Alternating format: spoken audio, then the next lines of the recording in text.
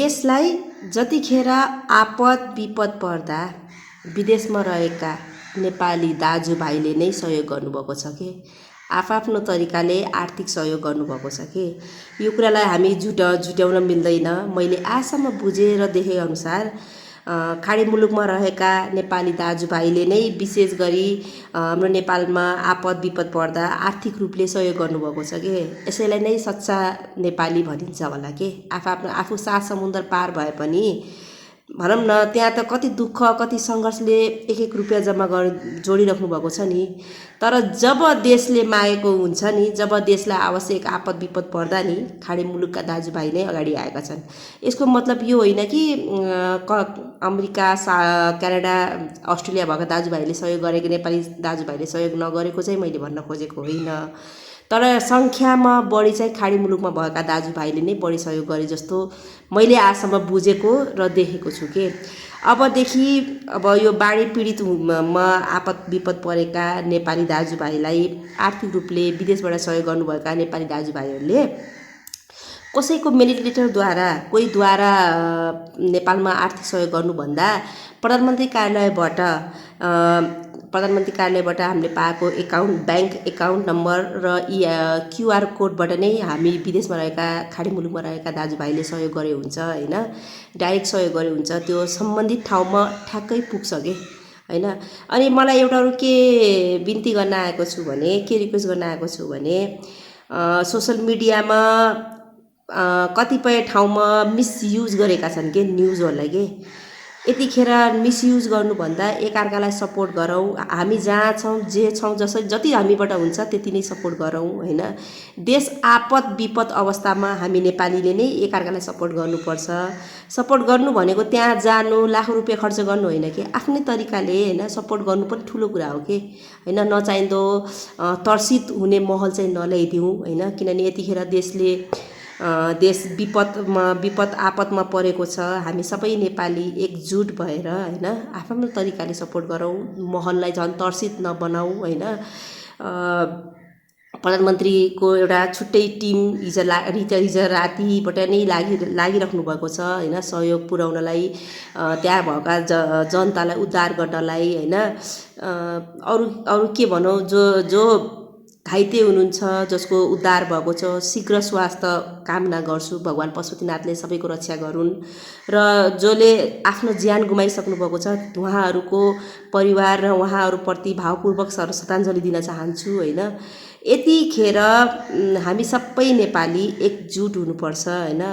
हाम्रो सरकारलाई आफ्नो तर्फबाट सपोर्ट गर्नुपर्छ। यो आजभोलि जबबाट यो आपद आएको छ नि, हिजोबाट भनौँ न, यो प्लेन टिकटको यति धेरै किन भएको छ। अघि पछि त तपाईँहरूले दसैँ तिहारमा त उठाइराख्नु भएकै छ। यतिखेर बाटो बन्द छ, बाई रोड बन्द भएको छ होइन, फ्लाइटबाट नै उड्नुपर्ने बाध्यता छ होइन। यतिखेर त कमसेकम एउटा नेपालीको नाता, एउटा नेपाली भूमिमा भइसकेपछि त्यहाँ भएका अधिकांश स्टाफहरू नेपाली नै छन्। यतिखेर देशले मागेको बेला किन सहयोग गर्नुहुन्न? फ्लाइट टिकट यति एक्सपेन्सिभ यति महँगो किन बनाउनु भएको छ? नेपालीहरूलाई भनौँ न बाई रोड आउन नसक्ने जान नसक्नेलाई त एकदमै गाह्रो भएको छ नि। हामी नेपाली हो कि पहिलो कुरा यो सम्झौँ कि फाइदा घाटा भन्दा पनि परिआएको बेला आफ्नो तर्फबाट के गर्न सकिन्छ, कसरी गर्न सकिन्छ भनेर पो अगाडि आउने हो त होइन र। प्लेन टिकट भनौँ न यति धेरै बढाएर मान्छे कसरी आउँछ त? आपद विपदमा त छिमेकी देशले त सहयोग गरेको छ भनेपछि तपाईँ त नेपाली हुनुहुन्छ नि। यत्रो ठुलो एयरलाइन्स छ, तपाईँको एयरलाइन्स भनौँ न हप्ता 10 दिन अलिकति सस्तो गर्दैमा डुब्दैन कि होइन। मान्छेको ज्यानभन्दा ठुलो त तपाईँको एयरलाइन्स होइन होइन। यदि मान्छे नै रहेन, नेपाली नै रहेन, नेपालै रहेन भने कसकोबाट पैसा कमाउनुहुन्छ? दसैँ तिहार आउँदैछ, त्यतिखेर महँगो बनाउनु होला नि त, केही छैन तपाईँलाई घाटा भएको खण्डमा के। तर अहिलेको मितिमा जनतालाई आपद परेको छ, बाई रोड छैन, बाध्यताले होइन प्लेनमा उड्नुपर्ने छ। प्लेनमा उड्दैमा तपाईँले टिकट यति धेरै महँगो गर्नु के आवश्यक छ? एयरलाइन्स डुब्दैन। हप्ता 10 दिन एयरलाइन्सले मिनिमम चार्जमा उडाए पनि देश डुब्दैन कि होइन।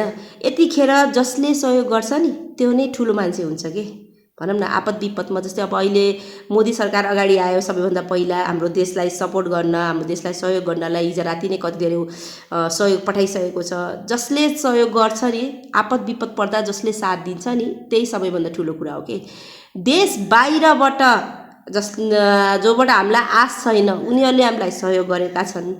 जो देशभित्र छ, अर्बौं रुपियाँ कमाएको छ जनताबाट, त्यसले आज देशलाई आपद विपद पर्दा एयरलाइन जस्तो ठुलो चिज, करोडौँ अर्बौं रुपियाँको लगानी भएको चिज हप्ता 10 दिन सस्तो गर्दैमा कोही पनि डुब्दैन के, केही पनि डुब्दैन। तपाईँको घाटा कुनै न कुनै बेला त उठाउनु होला नि, हैन? तर यतिखेर त माटोले, देशले तपाईलाई खोजेको बेला त कमसेकम फ्लाइट टिकट अलिकति सस्तो गरिदिनु, मान्छे अलिकति एफोर्डेबल गरिदिनु, मान्छे उड्न सकुन् जस्तो गरिदिनु, हैन? यतिखेर त भनौँ न आपद विपद पर्दा त सहयोग गर्नु पर्यो नि, हैन र? अनि यो जे पाइ त्यही न्युज, हैन, फेक न्युज चाहिँ नहाल्नुहोस्, हैन? तर्सित महल नगर्नुहोस्। जो जहाँ हुनुहुन्छ आफ्नो तर्फबाट देशलाई, सरकारलाई सपोर्ट गरौँ, हैन? धेरै मान्छेले अकालमा ज्यान गुमाउनु भएको छ, तिनी सबैलाई भावपूर्ण श्रद्धाञ्जली छ। र सरकारले पनि छिटोभन्दा छिटो, हैन, त्यहाँ उद्धार गरून्, त्यसको लागि हामी सबै नेपाली आफूलाई सपोर्ट गर्नुपर्छ, सहयोग गर्नुपर्छ, हैन? यतिखेर त भनौँ न एकदम नराम्रो सिचुएसन छ, हैन? भगवानले सायद पालन सरको परीक्षा लिनुभयो होला, हैन? यतिखेर हामीले एकअर्कालाई त यस्तो त उस्तो, हैन, मन्त्रीहरूले पनि एकअर्कालाई तैँले के गरिस्, तैँले उस्तो गरिस् भनेर लड्नुभन्दा हामी सबै नेपाली, चाहे त्यो मन्त्री हुन्, चाहे त्यो ठुलो पदका हुन्, चाहे त्यो सानो जनता होस् के, हातेमाल गरेर देशलाई आपद पर्दा हामी सबैजना नेपाली आफ्नो ठाउँबाट उठ्नुपर्छ। र हराएका व्यक्ति छिटोभन्दा छिटो सम्पर्कमा आए हुन्थ्यो, हैन? आए हुन्छ, हैन? भगवानलाई यही प्रार्थना छ, हैन? धेरैजना हराइराख्नु भएको छ, उद्धार टोलीले उद्धार गर्दैछन्, हैन? सहयोग पुग्दैछ, हैन? नआत्तिनु होला, हैन? हामीले यतिखेर हाम्रो देशलाई त्रासमय भन्नुभन्दा पनि एकअर्कालाई, सरकारलाई सपोर्ट गरेर अगाडि बढ्नु नै ठुलो कुरा होला जस्तो लाग्छ कि, हैन? यतिखेर त प्रकृति प्रकोप भएको छ, हैन? धेरैजना नेपालीले अकालमा ज्यान गुमाउनु भएको छ, हैन? जनधनको धेरै नै क्षति भएको छ, हैन? जोस् अहिलेको मितिमा हामी सबै नेपालीहरू जो जहाँ छ, चाहे तिनी विदेशमा हुन्, चाहे तिनी नेपालभित्र हुन्, हैन? चाहे तिनी सम्बन्धित ठाउँमा हुन्, चाहे तिनी सम्बन्धित ठाउँभन्दा टाढा हुन्, आफ्नो तर्फबाट सहयोग गर्नुपर्छ। देश रह्यो भने हामी नेपाली रहन्छौँ कि, यदि देशै रहेन भने हामी कहाँबाट रहन्छौँ? सोसल मिडियामा जे पाए त्यही त्रासपूर्वक कुनै पनि न्युज नहाल्नुहोस्, हैन? मान्छे झन् आत्तिन्छ। सबैभन्दा पहिला मान्छेले जानकारी पाउनु भनेको सोसल मिडियाबाट हो, के भइरहेको छ अपडेट पाउनु सोसल मिडियाबाट हो। त्यसैले महललाई हामीले सहयोग गर्न नसके पनि अप्ठ्यारो चाहिँ नगरिदिउँ न, हैन? यतिखेर चाहिँ हामी सरकारलाई सपोर्ट गरौँ, हैन? भगवानलाई प्रार्थना गरौँ, हाम्रो सबैजना नेपाली जतिजना हराउनु भएको छ सकुशल उद्धार हुन्, हैन? र तिनी जो प्रिन्सिपल जो हुनुहुन्छ नि, उहाँलाई पनि धेरै धेरै धन्यवाद, जसले 116 जना भनौँ न 16 जना 100 कतिजना भन्दा बढी स्टुडेन्टलाई उद्धार गर्नुभएको छ, हैन? उहाँको चतुराईले, उहाँको बुद्धिले, हैन, त्यो सूचना पाउनुभन्दा 15 मिनट अगाडि नै उहाँले उद्धार गरिसक्नु भएको थियो, निकालिसक्नु भएको थियो विद्यार्थीलाई। सबै विद्यार्थी बाँचेकोमा एकदमै धेरै खुसी छौँ हामी, हैन? हामी सबै नेपाली खुसी छौँ, हैन? कतिले अकालमा ज्यान गुमाउनु भयो, उनको प्रति भावपूर्वक श्रद्धाञ्जली छ, हैन? जो घाइते हुनुहुन्छ उहाँकोलाई पनि सरकारले छिटोभन्दा छिटो राम्रो ट्रिटमेन्ट दिनु पर्यो, हैन?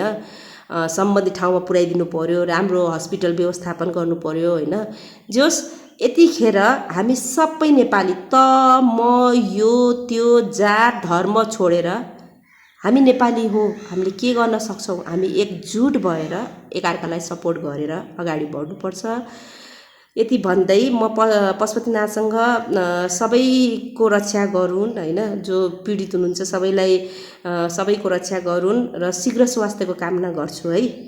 साथीहरू। मलाई चाहिँ एकदमै मलाई के सबै नेपालीलाई एकदमै चित्त दुखेको छ, एकदम पीडा हुन्छ, त्यति भन्न चाहन्छु। धन्यवाद।